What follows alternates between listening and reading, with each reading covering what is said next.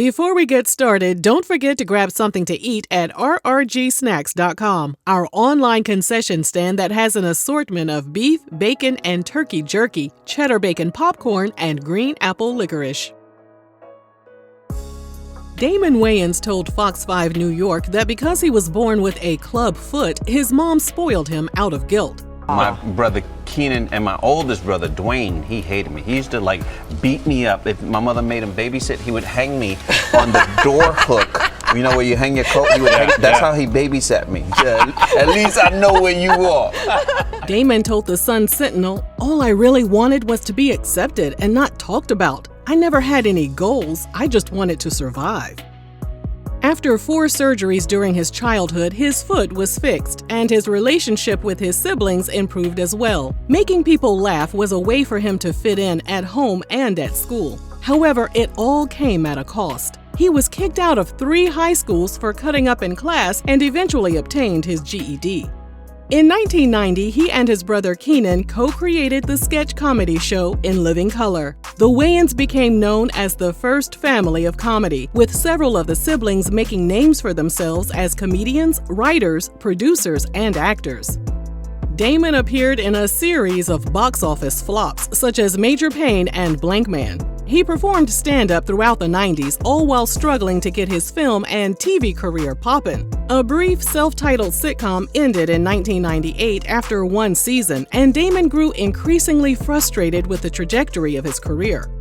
Finally, he struck gold when he co-created the sitcom My Wife and Kids, co-starring Tisha Campbell, George O. Gore II, Parker McKenna Posey, and Jazz Raycole, who was later replaced by Jennifer Nicole Freeman. The first episode aired on ABC in March 2001, and Season 1 was a hit. A viewer on an online message board called it a modern take on The Cosby Show, while others praised the chemistry and comedic timing between Damon and Tisha. In May 2005, the show aired the Season 5 finale. The episode, titled The V Story, ended with Damon's TV wife telling him she's pregnant with baby number 4. Sources claim Damon was under the impression the show would get picked up for Season 6, which would have allowed the cast to address the cliffhanger storyline.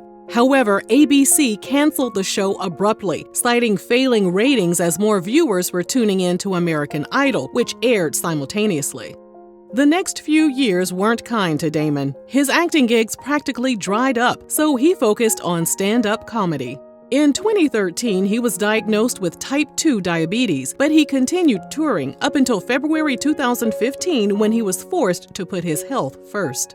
He told TMZ he had to cancel his shows. He couldn't travel to upcoming appearances by airplane due to his ongoing battle with a chronic condition. He added that he would attempt to do shows if they were close enough for him to drive to from Los Angeles, but until his health improved, all of his out-of-state gigs were on hold. Months later, his health took a turn for the worse. Damon told the Phoenix New-Times he was getting constant headaches. He went to the doctor and was diagnosed with a benign brain tumor on his pituitary gland. In December 2015, he underwent brain surgery to remove the tumor, which Damon said was the size of an egg. He spent 3 months recovering and told the Daily News, "For a while, I couldn't laugh because laughing hurt so much I felt like my head would explode." During that time, he decided to get his priorities in order, and he made the tough decision to retire from stand-up comedy. He told the Daily News, "I'm at peace with it. I wanted to be around people I love more."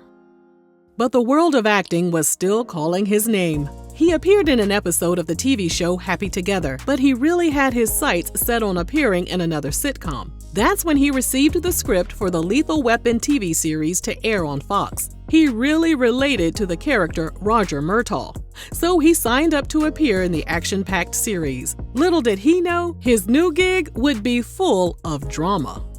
Tension was brewing between Damon and his co-star Clayne Crawford, who played the role of Martin Riggs. Variety magazine also obtained video of Clayne calling Damon a crybaby and a derogatory term associated with a woman's private parts. In the video, Damon responded to Clayne by telling him to suck his you-know-what.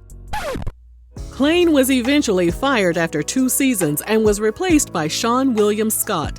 But by that point, Damon had had enough. In October 2018, he shocked fans by announcing he would film 13 episodes of Season 3, and then he was going to step away from the show. So what was the reason for his departure?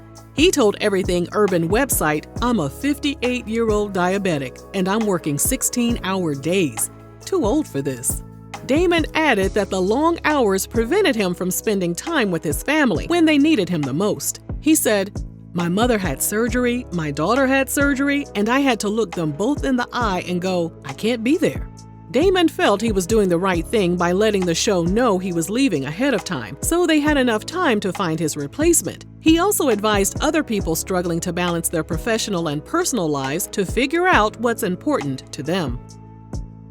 He was looking forward to spending time with his children and his grandchildren and having a better quality of life. But of course, he wasn't walking away from the industry entirely. Comedy was still his passion, and he was ready to get back out on the road again. He told the Everyday Urban website, "I'm going to return to the stage and try to find my smile again."